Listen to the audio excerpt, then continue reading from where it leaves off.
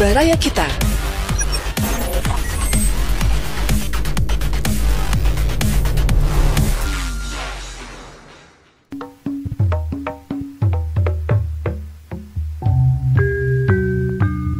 Baraya wilujeng petepang dina acara Dongeng Sunda garapan Abah Iskandar. Wilujeng ngadangukeun.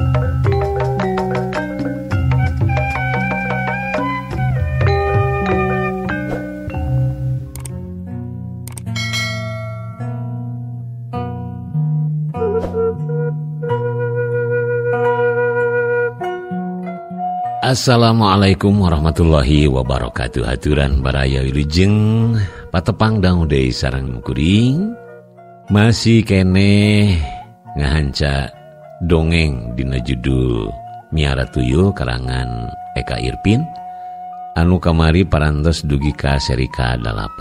Ayeuna urang majeng ka seri ka-8.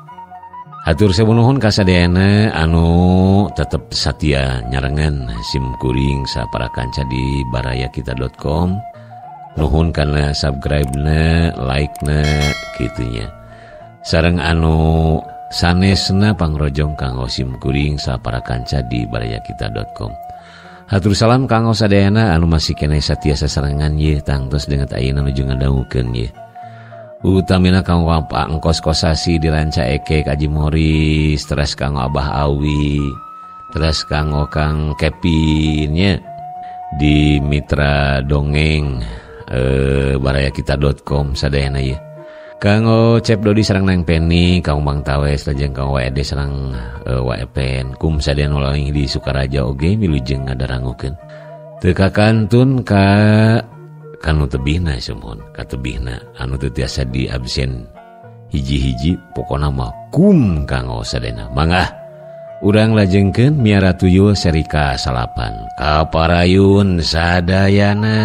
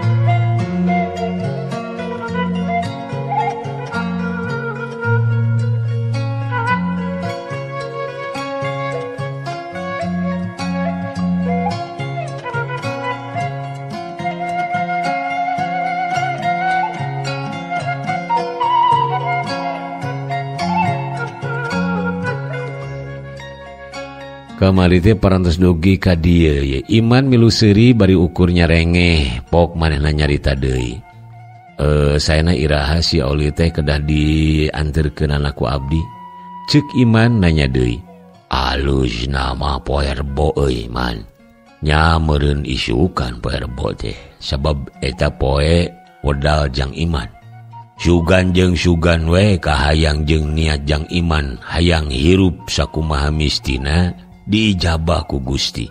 Ki wari nemalan ngabejaan wanci anu mustari geusan nganterkeun deui si Aulil ka gunung.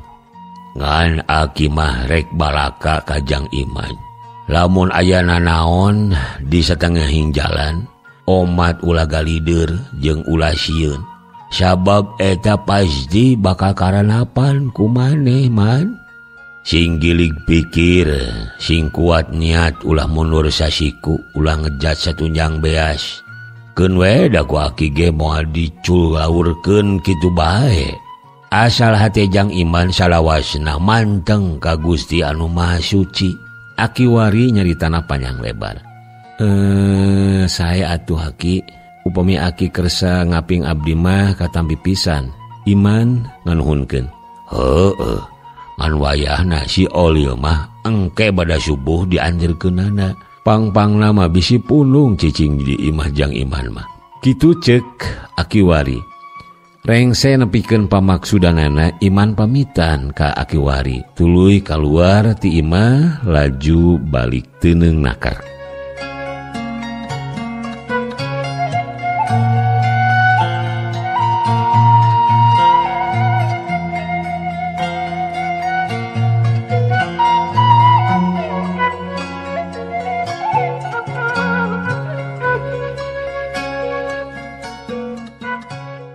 Singget carita sanggeusna salat subuh Akiwari nganterkeun si Olil ka imah Iman. Anu kabeneran harita Iman geus singkil tatan-tatan rek init. Nyi Ina nalingakeun waktu mobil Iman ngageleser init ninggalkeun imah. Wanci kira-kira tabuh salapan Iman geus nepi ka suku Gunung Halimun. Mobil dipihapekeun kanu boga warung. Teu poho Iman mere duit minangka buruh nungguan mobil ka anu boga warung. Sajam ti naik gunung kajadian aneh mimiti kaalaman ku Iman. Kaayaan anu tadi caang lenglang dumadakan poek ku pepedut.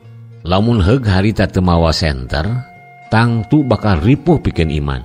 Hate Iman manteng kanu Maha Kawasa, bibir teu eureun-eureun dikir nyebut asmana Allah. Jajalaneun anu tadina poek lalaunan pepedutna nyingrai ngabulungbung tuluy leungit. Hate Iman ngemplong lantaran kaayaan sabihara deui. Manehna nama sumanget pikeun neruskeun lalampahanana. Nepi ka hiji patempatan anu kungsi kalewatan ku manehanana, Iman ngaraneg sabab ngadenge aya sora anu jejeritan menta tulung nyebut ngaran manehna. Kang Iman,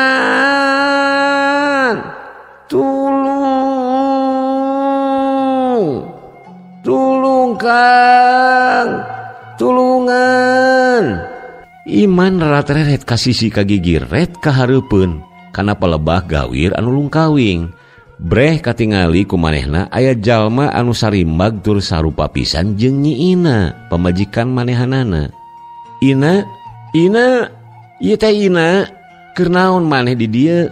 Cek Iman tuluy lumpat ti paparatit muru ka jalma anu cek panyangka manehna mah Nyi Ina. Sanggeus deukeut les makhluk nu katingalina jiga Nyi Ina teh ngaleungit.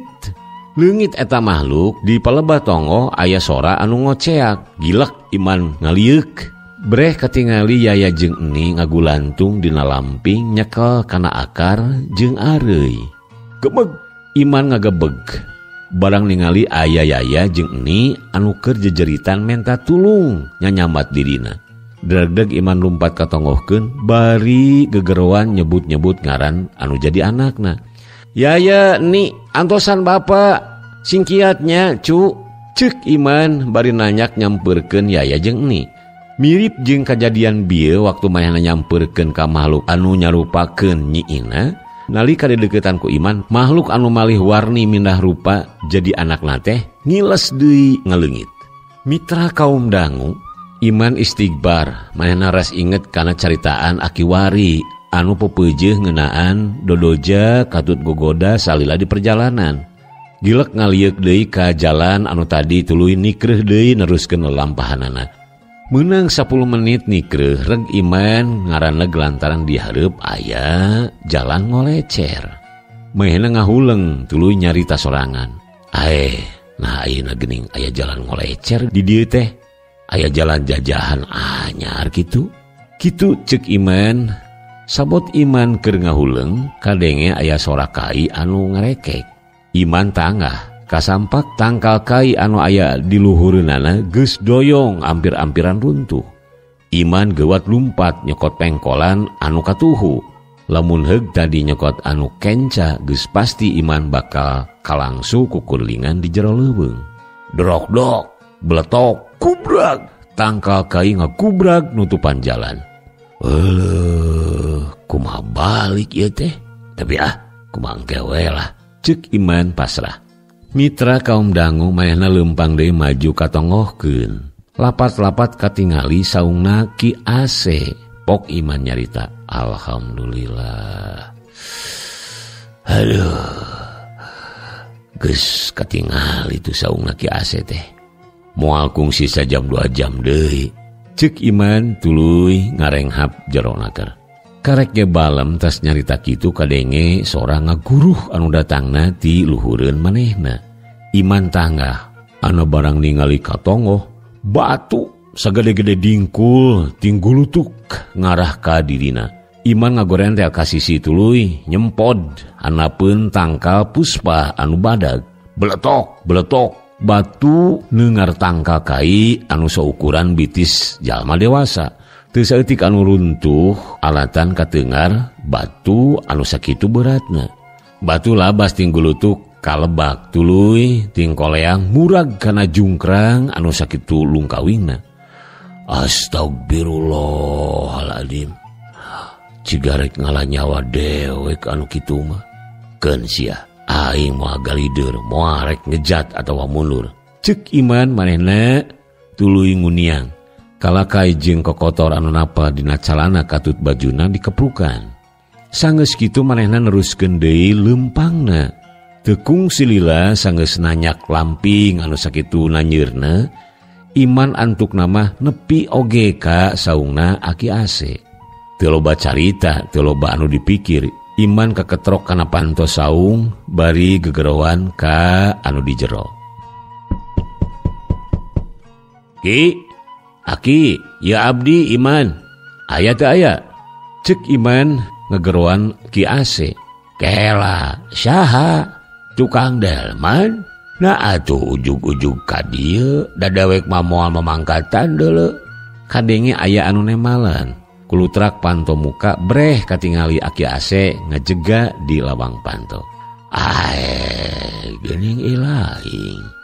Ari Sugan teh tukang delman. Hiap unggah. Hiap. Ceuk Ki Ase ngabagiakeun. Iman teu talangke manehna ngalacat unggah tuluy asup ka jero saung. Sanggeus aya di jero, gek manehna diuk.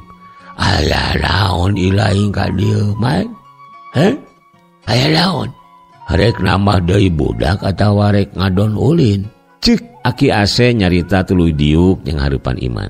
Iman ngarenghap sekedapan sanajan dirina ngarasa berat pikeun ngedalkeun pamaksudanana datang kadinya daek teu daek. Kudu balaka ame tereh balik deui ka imahna. Kieu ki salesna mah yeuh. Barabat Iman ngajelaskeun kadatanganana teu kaliwat nebrakeun sagala anu jadi lantaranana. Kajadian-kajadian anu kungsi karanapan ku manehna dicaritakeun ti mimiti nepi ka akhir estu malapadang. Tah kitu panginten Ki, niatna abdi dongkap ka dieu teh. Iman mungkas caritaanana.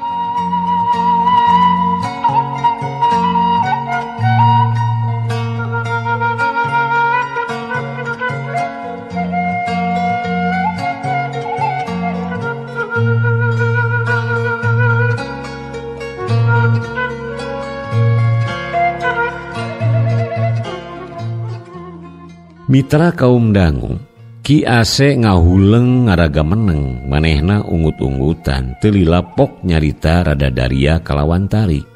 Heug, ari ilaing geus sayang lesot ti si Olil bah.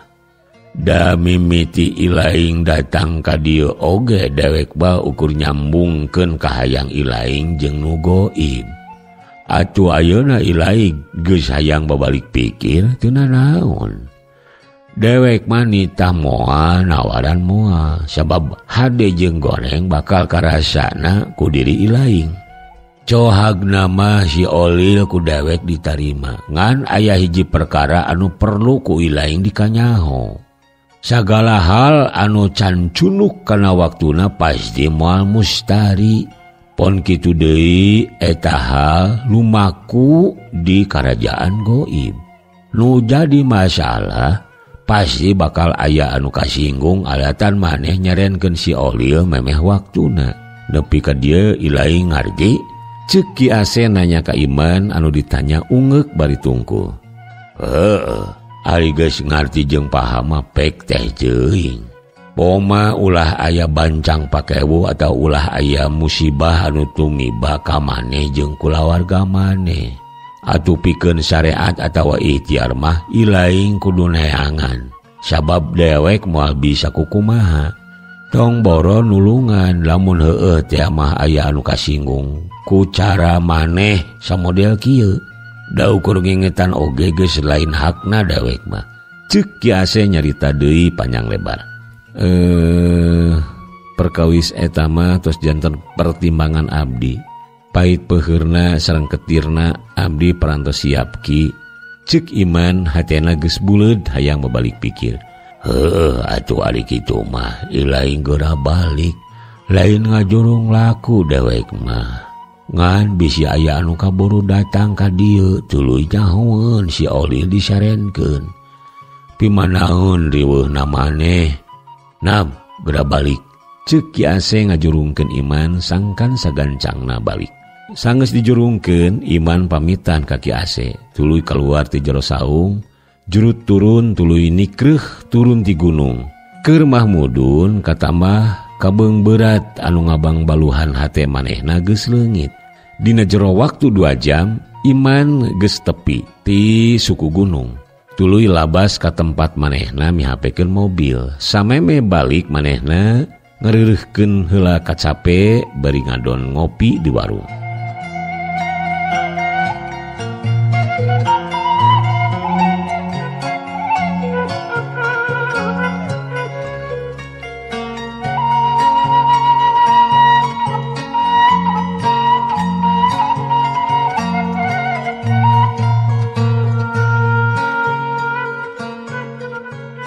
Mitra kaum dangu cag lalampan Iman anu ayeuna keur istirahat di warung tempat mihapekeun mobilna. Teu kacaturkeun kumaha di jalana kiwari Iman geus nepi deui ka imahna. Taya kajadian aneh ti saprak si Oli dipulangkeun deui ka gunung oge. Komo deui ieu apan imah jeung kulawarga Iman dipagergoiban ku akiwari.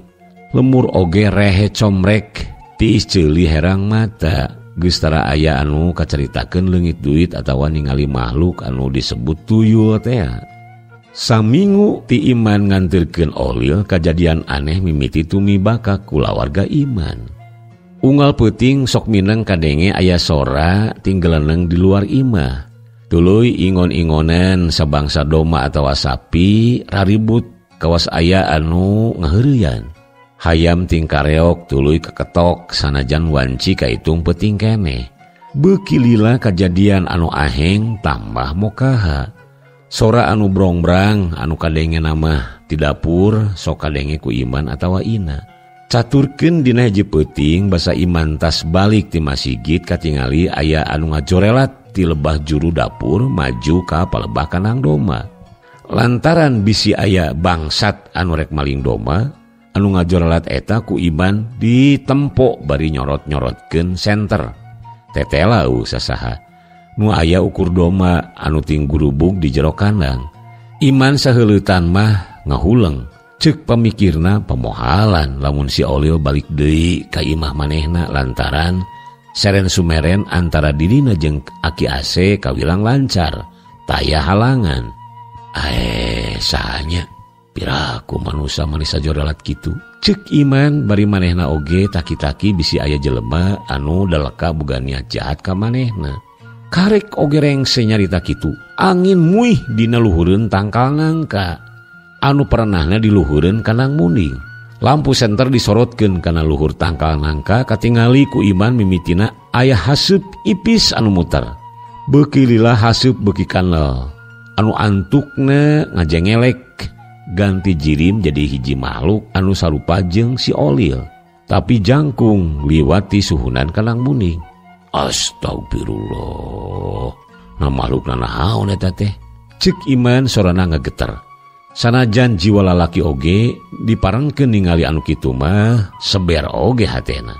Makhluk anu jangkung gede nyangereng nembongkeun bibirna anu reweg. Ciga nangka anu panggedena anu paling ukur sakali nyaplok.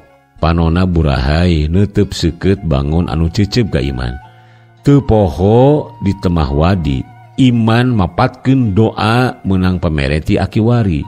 Hate katut pikirna manteng kanu makawasa, bibirna kunyam-kunyem babacaan husu nakeranan.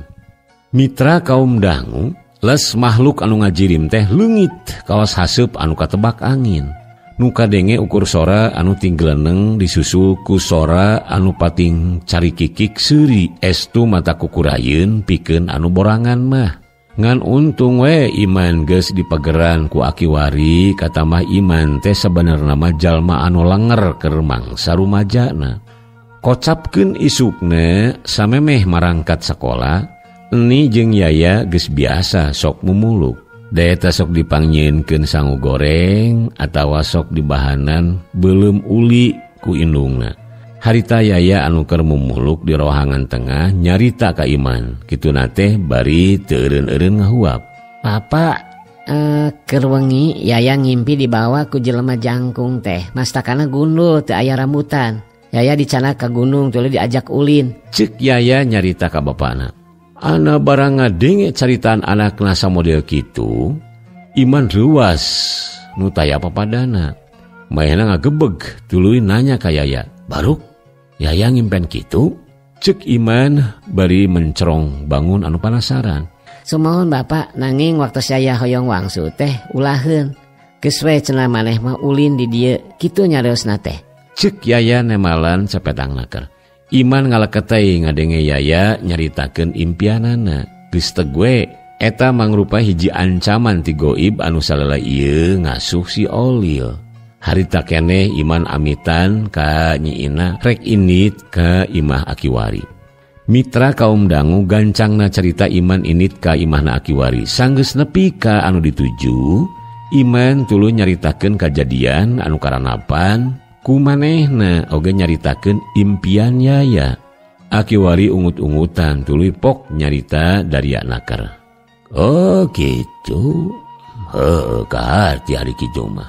Ieu mangrupa hiji tanda yen anu ngageugeuh gunung tempat jang Iman nyokot si Olil teu narima kitu wae jang. Teu narima ujang mulangkeun si Olil. Cohagna mah asa dilelece. Ceuk Akiwari nempasan caritaan Iman. Upami kitu ki kedah kumaha tuh? Abdi mah sieun we eta makhluk ngalakukeun anu teu dipiharep ku kulawarga abdi. Pang-pang nama ka barudak. Iman lumengis meredih ka Akiwari. Aya hadena eta mangkeluk teh nangtang. Jang Iman, geus lila yeuh aki teu silih jengut jeung bangsa lelemut. Akiwari kalah seuri banget anu ngeunah. Ih, nah ari aki kedah kumaha tuh ari abdi? Iman nanya deui bari nyakel leungeun Akiwari. Cicing we lah sintenna. Ulah galideur, ulah hariwang. Urusan aki eta mah sakalian urang dangdanan ku aki mangkelukna jang. Akiwari nyarita enteng naker. Mitra kaum dangu kocapkeun peutingna wanci kira-kira liwat sareureuk kolot. Iman anu harita keur uplek ngawangkong jeung ina nyaturkeun sagala hal ti mimiti sakola barudak nepi ka nyaturkeun pagawean, boh pagawean di kebon atau pagawean dina hal usaha dagang. Anapun barudak mah bada isa oge geus ngarampih tayohna mah capek sabab keur beurangna aya kagiatan di sakola. Keur uplek ngawangkong kadenge aya nu ngaguluprak di lebah dapur. Iman curinghak jung nangtung dregdeg ka dapur. Alak ilik bisi aya ucing anu asup ngacak-ngacak tudung saji. Tudung saji rapih taya anu robah kitu deui jeung langsang katut boboko ngagarantung dina tempatna. Iman ngoloyong asup deui ka patengahan. Aya naon Kang? Ucing sanes. Cik ina mencerong ka salakina. Lain sigana mah da taya anu murag atawa anu robah parabot dapur mah. Temal Iman teu loba deui carita. Can leler kaleuwas balas sora anu tadi di dapur. Kenteng ciga aya anu ngawuran ku keusik. Paralak, paralak. Kadenge jelas pisan boh ku Iman atawa ku ina. Teu lila kadenge sora manuk koreak handapna keur ciga anu di luhureun suhunan. Ditukangeun imah kadenge sora manuk sirit uncuy ngelak estu matak pikeungeun. Nyai, na kuat ka kamar. Melang ka budak bisi aya naon-naon, kuat. Ceuk Iman nitah ka ina sangkan nyampeurkeun budakna. Ina teu baha. Manehna tuluy asup ka jero kamar anu maksudna teh maturan barudak sare.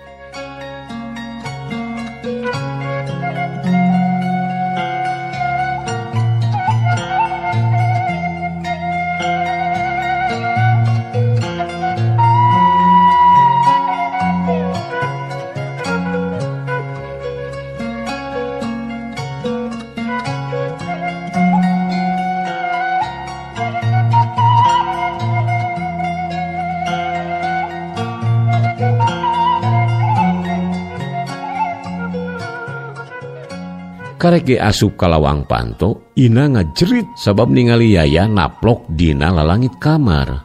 Sukuna napal dina para, sirahna ngambai bari letahna ulal elel. Iman gancang asup ka kamar sabab ngarasa ruas ngadenge pamajikanna ngajerit. Aya naon nyai? Heh, aya naon ye? Aya naon make ngajerit sagala? Ceuk Iman tuluy nangkep Ina. Itu Kang. Ya, cek Ina bari leungeunna tutunjuk kana para. Ana barang diliuk, Iman ngagebeg gruas. Meh leupas jajantung cek paribasana basa ningali kaayaan anakna anu keur gugulantungan dina bilik para. Astagfirullahaladzim. Jang, sing eling kasep, sing eling. Ulah kabawa ku sakaba-kaba. Cek Iman tuluy nyampeurkeun Yaya cicing di hanapeunana. Red Yaya neuteub seukeut ka Iman. Panona beureum jiga beusi atah beulem. Ngapanana ngarenghos ciga kuda sado. Kalayan sora anu handaruan Yaya ngagerem.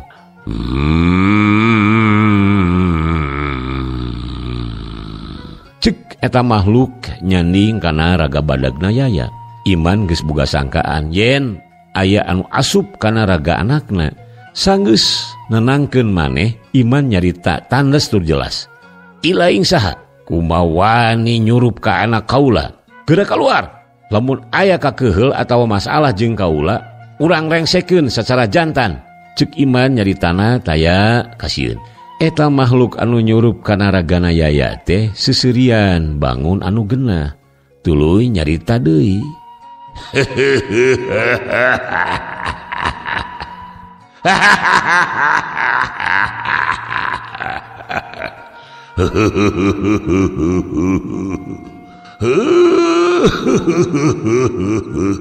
Asa teu kudu dewek ngawanohkeun ka maneh. Nu penting pikeun maneh ayeuna rajakeun wawales ti dewek.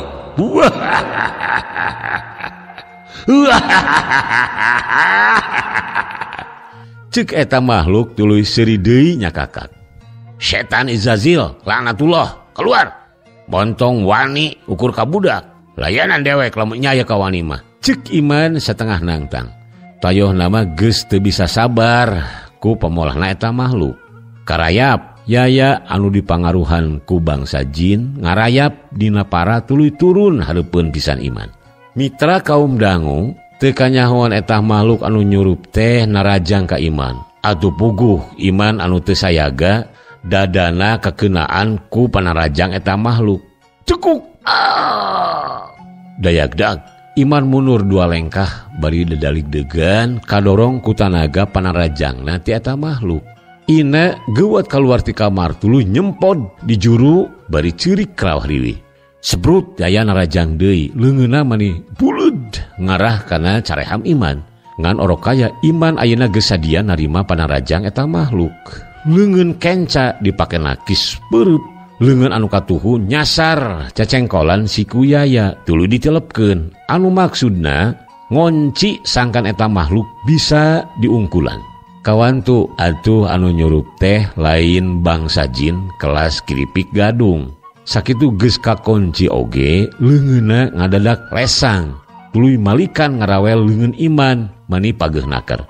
Iman satakar kebek ngaleupaskeun leungeun Yaya anu tanagana lain bantrak-bantrakeun. Soloyong Iman kadorong, boroyok lomari tiguling, parabot mancawura, beling patulayah dina ubin. Sebrut Yaya narajang. Iman bingung lantaran lamun dilayanan tangtu Yaya bakal cilaka. antukna manehna ngan ukur bisa ngahindar bari teu wani pikeun males panan rajangna yaya. Mitra kaum dangu kerame anu siri ala kadenge aya nu kaketrok kana panto bari gegeroan ka Iman. Man, jang Iman, nyina buka panto.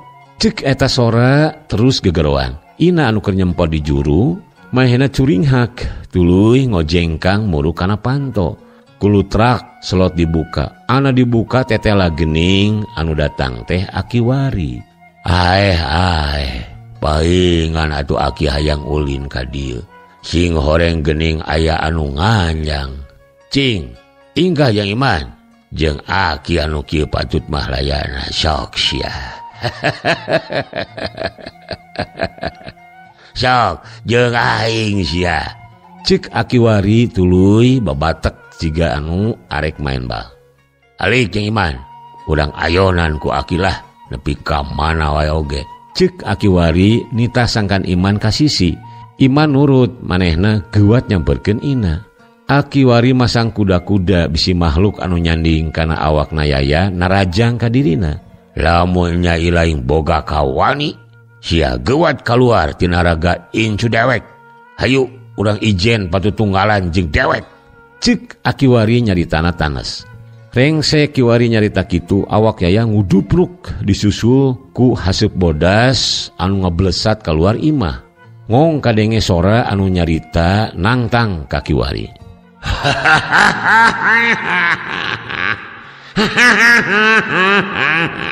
Keluar sia aki-aki hayu nyawani kagaing aya sia. Cek eta sora hanaruan. Aki Wari geuat kaluar imah. Breh katingali hiji tangtungan makhluk penek busekel.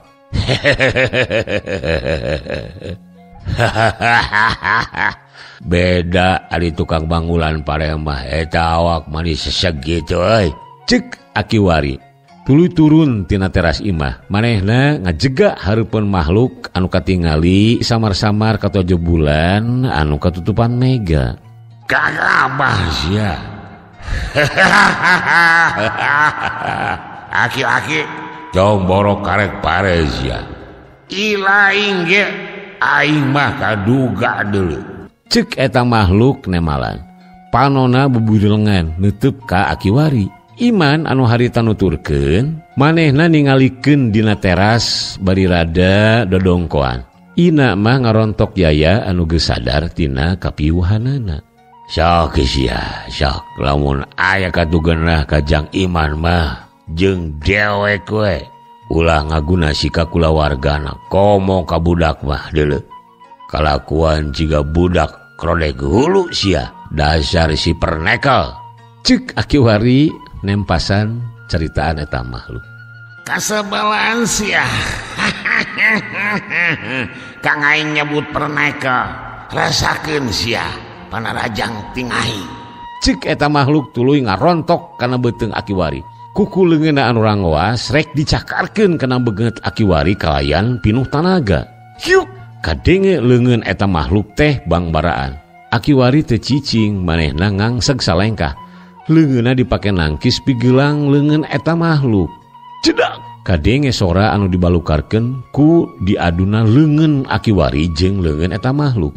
Disusul ku leungeun anu katuhu Ki Wari anu ngala ceuli lawana. Cetrak kadenge aya sora ceuli anu disintrek tarik naker. Aduh. Eta makhluk ngagoak bari ngakesek ceuli tanda karasa nyeri. Kumaha peuheurnya pernekel? Cek Aki Wari setengah ngelek. Kasempelan sia. Saumur kumelerang di alam kula aya can pernah anu wani nyintrek ceuling aing. Kasempelan sia. Cek eta makhluk beki amek ka Aki Wari. Sebrut eta makhluk narajang deui. Manehna ngajauh luncat ka luhur. Sukune dilalempeng kana sirah Aki Wari. Sabot musuhna ngajaul ka luhur, leungeun Aki Wari ngarampak kana bujur. Leungeunna meureup tuluy siga anu maledog ka eta makhluk. Duar! kadenge sora anu ngabledug disusulku si lalatu ting burisan. Aja dulu palicil lain aki-aki peot make anu kitu patut. Cek eta makhluk kekepeh jeung ciciduh.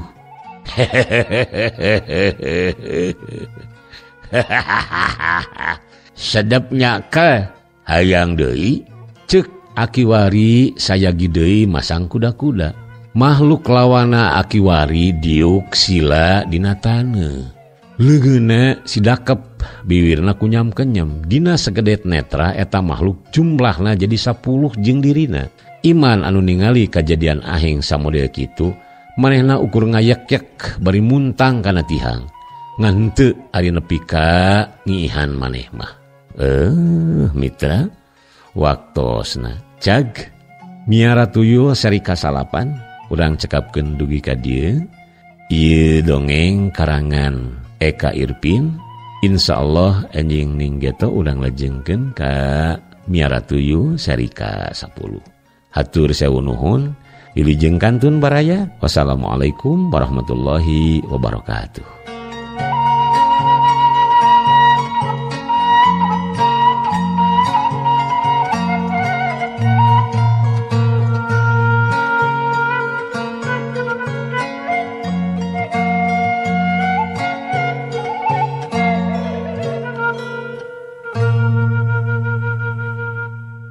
Baraya Kita, berita positif dan inspiratif, serta info wisata, bisnis, kesehatan, dan pendidikan. Barayakita.com